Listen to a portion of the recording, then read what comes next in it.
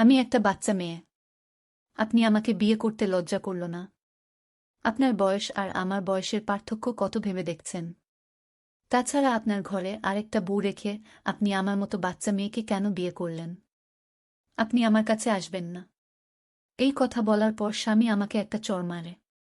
তারপর আমি যা করলাম তা শোনার পর তোমরা ঠিক থাকতে পারবা না। তাহলে চলুন মূল গল্পটা বলি। 5 বছর 3 মাস 12 দিন পরে আমার স্বামী আবিরকে আবার দেখছি। স্বামী না বলে প্রাক্তন স্বামী বলাই মনে হয় ঠিক হবে। যদিও অফিসিয়ালি বিবাহ বিচ্ছেদ আমাদের হয়নি। আবির এখন আমার বাসার ড্রয়িং রুমে বসে আছে।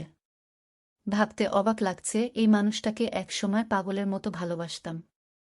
আমার ধারণা ছিল আমার মতো এতটা না হলেও সেও আমাকে ভালোবাসে। যদিও তার প্রকাশটা কখনো ওইভাবে দেখিনি। কিন্তু ভাবতাম সবার প্রকাশ ক্ষমতা একরকম হয় না। ভালোবাসা কখনো কখনো মানুষের সর্বনাশের কারণ হয়। আমারও তাই হলো। আমার ছোট একটা টিউমার হয়েছিল। আর এই কারণেই স্বামী আমাকে পছন্দ করে না। ছোট হলেও দুর্দান্ত গতিতে রক্তক্ষরণ করত সেটা। আমার বয়স তখন 44।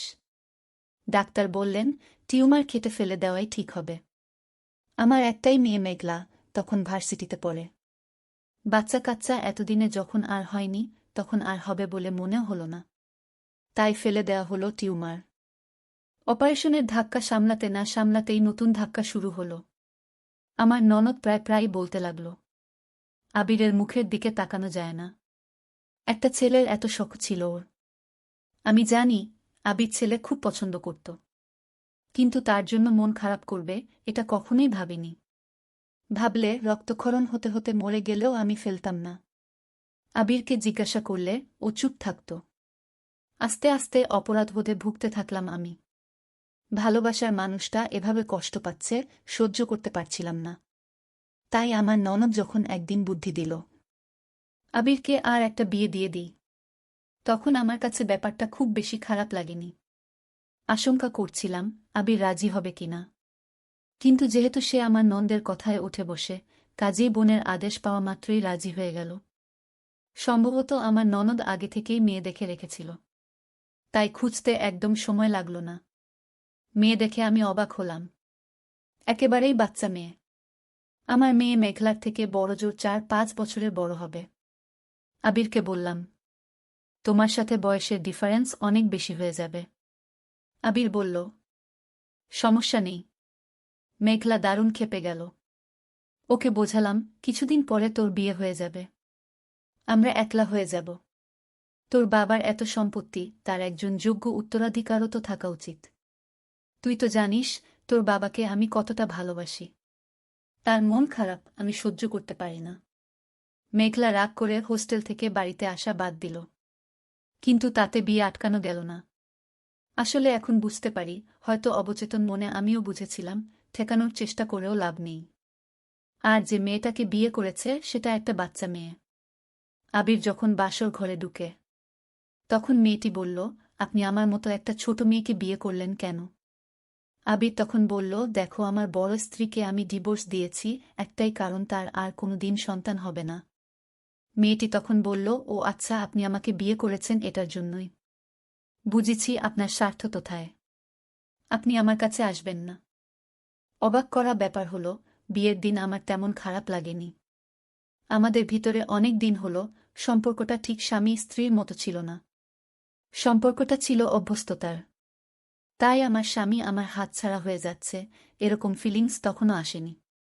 আমি নিজে চাকরি করি। যা বেতন পাই তা দিয়ে রাজার হালে থাকতে পারি।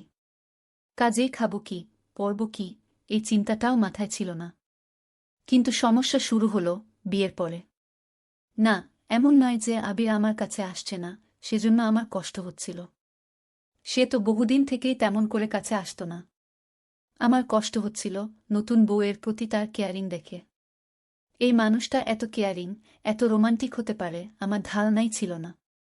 নতুন বউ যাই বলে সে সেটাই শোনে। আমি যে কাজ ভয়ে জীবনেও করতে পারতাম না, সে সেটা অনায়াসে করে। এমনকি যে নন্দের ভয়ে জীবনে একটা কথাও বলতে পারতাম না, সে তার সাথে অনায়াসে ঝগড়া করে। যে আবির বলতো আমার মা বোনের মুখের উপর জীবনে কোনো কথা বলবা না, সে দেখি নতুন বউ এর হয়ে বোনকে ধমকায়। 3টা মাসেই আমি বুঝে গেলাম আমি কত বড় গাধা ছিলাম। সারা জীবন শুধু সংসার ভেঙে যাবে এই ভয়ে কম্প্রোমাইজ করে গেছি। কোনোদিন নিজের অধিকার জোর করে আদায় করিনি। কোনোদিন নিজের ভালো লাগার মূল্য দিইনি। নতুন বউকে আমার হিংসা হতো। এজন্য নয়, সে আমার স্বামীকে নিয়ে নিয়েছে। এজন্য যে আমি কখনো তার মতো করে পারিনি। আবিরের উপর রাগ হতো না, তীব্র রাগ হতো নিজের উপরে। কিভাবে আমি আমার জীবনের 22টা বছর নষ্ট করেছি এই ভেবে। নতুন বউ একদিন তার স্বামীর স্বার্থের ব্যাপার বুঝতে পেরে সেই আবিরকে ছেড়ে চলে যায়। যে সিদ্ধান্তটা অনেক আগেই নেওয়া উচিত ছিল, দেরিতে হলেও সে সিদ্ধান্তটা নিয়ে ফেললাম। অফিসিয়ালি ডিভোর্স আবিরকে দিলাম না, কারণ মনের সম্পর্কটাই যেখানে আর নেই সেখানে কাগজের সম্পর্কে কি করব। কিন্তু সেপারেশন এর সিদ্ধান্ত নিলাম। মেঘলা ঢাকা বিশ্ববিদ্যালয়ে পড়ত, তাই আমার পোস্টিং তদবির করে ঢাকাতে নিলাম। আবিরকে বলে এসেছিলাম সে এবং তার পরিবারের কেউ যেন কোনোদিন আমার আর মেঘলার সাথে যোগাযোগ না করে।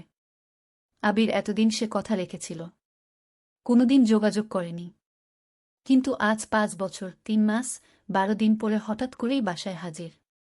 সম্ভবত অফিস থেকে ঠিকানা জোগাড় করেছে। অনেকক্ষণ হলো দুজনে চুপচাপ বসে আছি।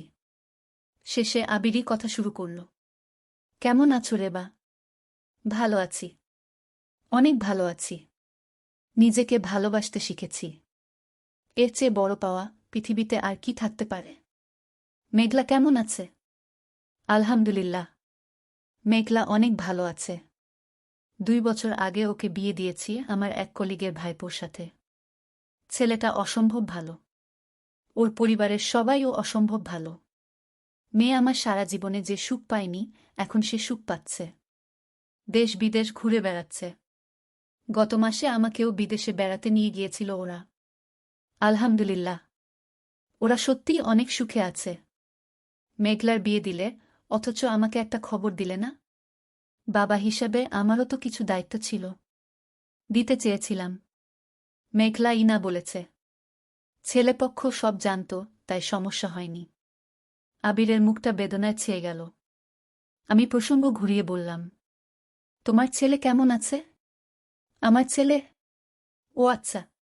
না, আমার আর কোনো ছেলে মেয়ে হয়নি। আসলে তুলির বয়স কম ছিল বলে বাচ্চা নিতে চাইত না। এখন তো বয়স হয়েছে, এখন নিয়ে নাও। গত মাসে তুলি আমাকে ছেড়ে চলে গেছে। মানে? আসলে ও একটা ছেলেকে পছন্দ করত। ছেলেটা তখনও ভালো চাকরি বাকরি পায়নি দেখে ওর বাবা মা জোর করে আমার সাথে বিয়ে দিয়ে দেয়। ব্যাপারটা আমি জানতাম না। ওই ছেলেটা এখন ভালো চাকরি পেয়েছে, তাই তুলি আমাকে ছেড়ে চলে গেছে। খুব করুণা হচ্ছিল আবিরকে দেখে। কিন্তু ও যখন বলল, রেবা তুমি আমার সাথে যাবে, ওটা তো তোমারই সংসার, তখন রীতিমতো ঘেন্না লাগছিল। কাজের মেয়েকে ডেকে বললাম, এই সাহেব কফি শেষ করলে বিদায় দিয়ে দরজা লাগিয়ে দিস। ভিতরের ঘর থেকে উকি দিয়ে দেখলাম আবির কফি না খেয়ে মাথা নিচু করে বেরিয়ে যাচ্ছে।